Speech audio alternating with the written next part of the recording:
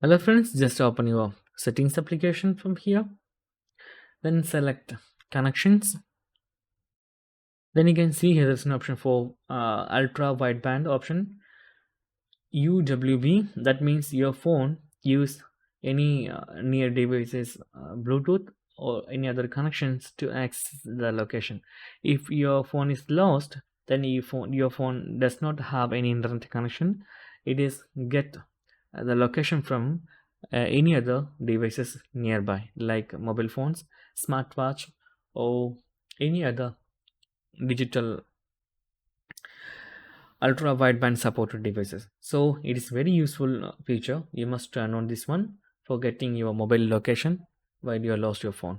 So that's guys very simple tutorial. If you need any kind of Android or iPhone tutorial, just comment below. I will post my replace as video so you can easily watch and understand it. And if you enjoyed this video, please like, comment, share and subscribe our channel for getting more videos like this. Thank you so much for watching. Have a nice day. Bye bye.